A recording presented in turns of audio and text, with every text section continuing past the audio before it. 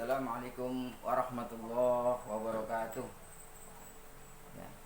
Alhamdulillah, alhamdulillahilladzi bi ni'matihi tatimmu shalihat. Wassalatu wassalamu ala sayyidina wa habibina wa syafi'ina wa maulana Muhammadin wa ala alihi wa sahbihi ajma'in, amma ba'du. Yang sama-sama dirahmati Allah Subhanahu wa taala.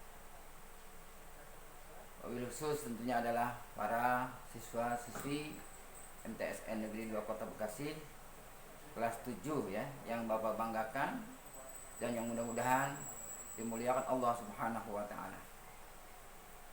Pertama-tama mari kita panjatkan puji dan syukur kita kepada Allah Subhanahu wa taala yang telah memberikan rahmat dan hidayahnya, nikmat-nikmatnya kepada kita semua, sehingga kita pada pagi hari ini dapat bertemu dalam rangka melaksanakan dan menunaikan tugas-tugas kita sebagai hamba Allah di muka bumi ini, yaitu tugas yang sangat mulia, thalabul ilmi, menuntut ilmunya agama Allah Subhanahu wa taala. Anak-anakku yang berbahagia, sebagai pertemuan pertama ini ya, tentu yang paling pertama adalah Bapak memperkenalkan diri, karena ada pepatah mengatakan tak kenal maka tak sayang ya. Karena itu lebih baiknya Bapak terlebih dahulu memperkenalkan ya, mudah-mudahan Anda semua siswa-siswi juga bisa memperkenalkan kepada Bapak ya. Pertama, Bapak bernama adalah Bapak Khatib As-Subki ya, atau disebut dengan Bapak Khatib ya. Bapak mempunyai seorang istri ya, dan juga 4 orang putra dan putri. Beralamat di Kampung Robogo, Jati Mekar, Jati Asih, Kota Bekasi. Anak-anakku yang berbahagia, Bapak di kelas 7 ini mengemban tugas bidang studi ilmu fikih ya, atau fikih.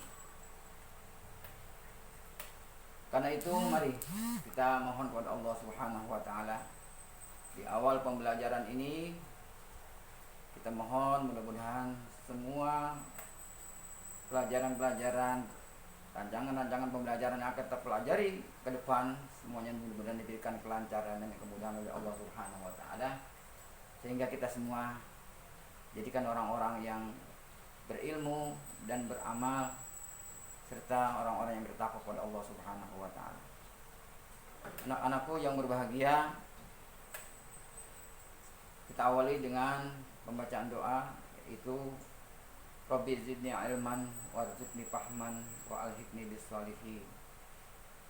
Allahumma alhimni rusdi wa a'idni min syarri nafsi. Ya Allah, tambahkanlah kepada kami ilmu, tambahkanlah kepada kami kepahaman tentang agama. Berikanlah kami kecerdasan, jadikanlah kami orang-orang yang saleh. Anak-anakku yang berbahagia, pertemuan kita yang pertama ini langsung saja kepada materi. Dalam ilmu fikih kelas 7 ini kita pertama kali diperkenalkan nanti, yaitu untuk mempelajari ilmu fikih yang berjudul adalah sucikanlah lahir batinmu, gapailah cinta Tuhanmu. Oke, diulang sekali lagi.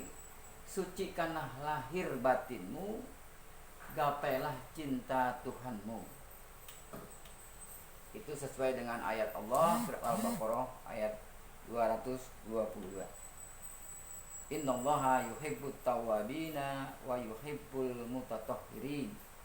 Sesungguhnya Allah mencintai orang-orang yang bertobat dan mencintai orang-orang yang mensucikan diri.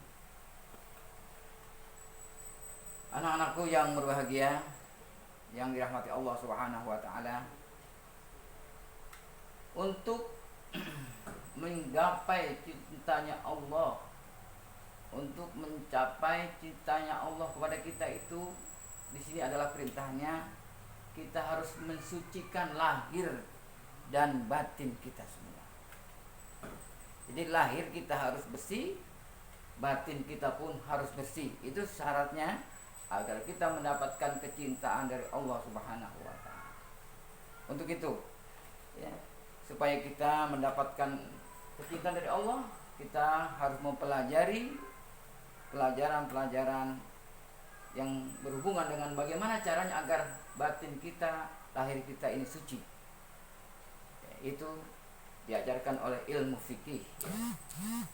Ilmu fikih ini wajib kita pelajari, ya, yang mana hukumnya adalah fardu ain kita mempelajari ilmu fikih. Artinya fardu ain kepada setiap manusia yang mengaku beragama Islam, kita wajib menuntut mempelajari dengan sebenar-benarnya akan ilmu fikih. Sebab tanpa ilmu fikih ibadah kita tidak diterima, ya tertolak di hadapan Allah Subhanahu wa taala. Anak-anakku yang berbahagia, coba perhatikan. Yang pertama, untuk mensucikan lahir dan batin kita adalah kita harus yang disebut dengan toharah. Toharah itu artinya, nanti sini pengertian toharah menurut bahasa dan pengertian toharoh menurut istilah. Pengertian toharoh menurut bahasa itu adalah suci, suci. Sedangkan menurut istilah yaitu sesuatu kegiatan yang mensucikan diri kita, baik lahir maupun batin kita, untuk bisa sahnya ibadah kita kepada Allah Subhanahu wa taala. Itu adalah toharah menurut istilah. Karena itu kita harus betul-betul berusaha, ya, melaksanakan kegiatan toharah ini agar betul-betul nanti ketika kita beribadah, contohnya seperti kita mau sholat, maka toharahnya harus betul-betul, jangan salah atau jangan tidak dengan ilmu sehingga ibadah kita tidak terima. Kemudian dasar hukum perintah kita bersuci adalah surat Al-Baqarah tadi, yaitu surat Al-Baqarah ayat 22, kemudian juga surat Al-Mudaththir, ya, ayat 4 ayat 5. Ya, Allah katakan, ya, nanti kamu bisa dicatat, ya, ayatnya itu Al-Mudaththir ayat 4 dan ayat 5, ya. Al-Mudaththir ayat 4 dan ayat 5, dan Al-Baqarah ayat 222. Oke.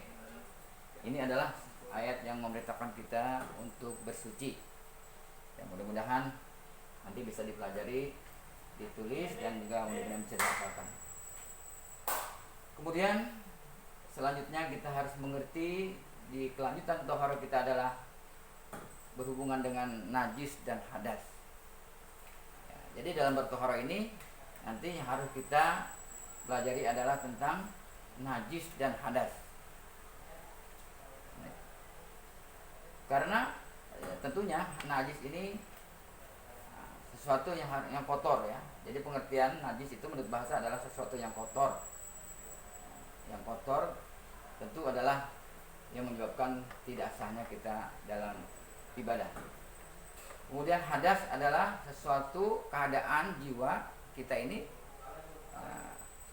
sehingga kita ini dengan keadaan tidak berhadas, itulah kita menjadi ibadah kita tidak sah. Makanya kita harus bersihkan, harus suci dari hadas agar ibadah kita sah. Jadi pengertian hadas menurut istilah adalah sesuatu yang membersihkan diri kita dari keadaan hadas kita sehingga ibadah kita ini bisa sah. Anak-anakku yang berbahagia, mari kita kenalkan terlebih dahulu juga macam-macam najis, ya. Sebab najis ini tadi membuat ibadah kita juga tidak sah. Najis itu ada najis yang ringan, ada najis yang berat. Najis yang ringan disebut dengan najis mukhafafah dan mutawassithah. Kemudian najis yang berat adalah najis mughaladhah. Najis yang ringan, ya, najis mukhafafah namanya, ya. Itu najis yang bisa dibersihkan, ya, dengan disiram saja walaupun tidak digosok. Kemudian kalau najis mutawassithah, najis pertengahan, ya, itu najis yang ada jenisnya, ada ainnya yang harus dibersihkan terlebih dahulu, ya, sampai hilang baunya, warnanya dan rasanya. Itu kalau najis mutawassithah, ya. seperti kotoran-kotoran atau ada juga kencing anak perempuan, itu termasuk najisnya, najis tawasito. Kemudian kalau najis mughaladzah adalah najis yang berat, najis yang besar, itu cara membersihkannya tentunya dengan menggunakan dengan air dan dengan tanah ya. 7 kali basuhan, 7 kali dengan dicampur dengan tanah, kemudian diakhiri dengan air yang bersih. Itu adalah cara membersihkan najis yang besar atau najis mughaladzah. Kemudian macam-macam hadas pun ya, ada hadas kecil dan hadas besar. Ini harus betul-betul kita pelajari. Ya, hadas kecil adalah bisa suci dengan kita berwudu. Kemudian hadas besar bisa kita bersuci dengan mandi atau tayamum. Ya. Ini adalah hadas ini yang menyebabkan kita sah tidaknya kita beribadah kepada Allah Subhanahu Wa Taala. Karena itu harus betul-betul benar dan betul dalam membersihkan atau menghilangkan hadas. Ya, sebab banyak orang yang berwudu sepertinya sah, masih banyak yang belum sah. Begitupun ketika mereka mandi hadas besar, sepertinya sah padahal belum sah.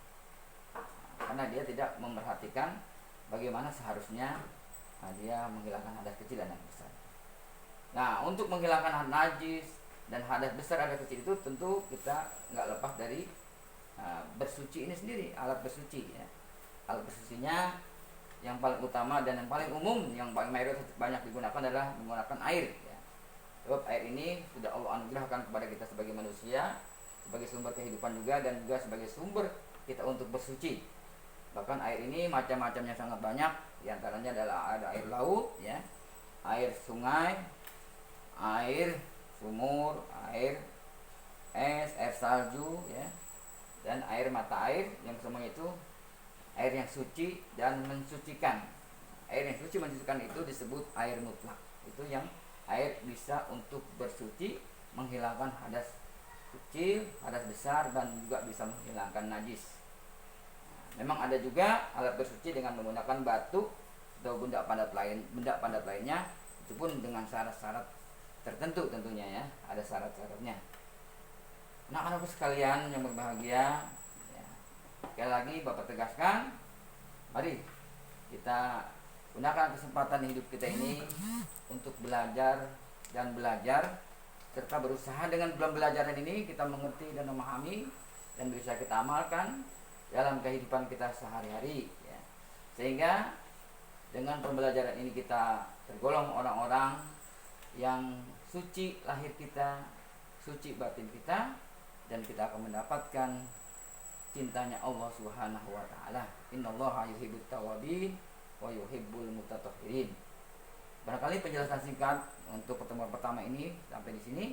Ya, tugas langsung saja Bapak kasih tugas kepada antum semua, siswa-siswi kelas 7 ya, untuk ya menulis kembali atau meringkas materi tentang toharoh ya, baik itu menurut bahasa, toharoh menurut istilah, kemudian juga dasar hukumnya, ayatnya ini surat Al-Mudaththir dan surat Al-Baqarah kamu tulis, dan juga pengertian najis, pengertian hadas, dan juga macam-macam najis, macam-macam hadas, serta alat-alat bersuci dan juga macam-macam airnya, dan macam-macam jenis airnya juga. Itu ada air yang suci mencucikan, air mutlak, dan ada air yang makruh mustamas, dan ada air yang mutanajis.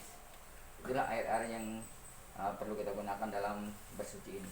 Mudah-mudahan dengan penjelasan singkat ini sekali lagi kita dapat memahami dan juga bisa memang kita amalkan dalam kehidupan kita sehari-hari. Ya, barangkali hanya itu untuk sementara. Nanti bisa kita sambung kembali. Akhirul kalam. Wassalamualaikum warahmatullahi wabarakatuh.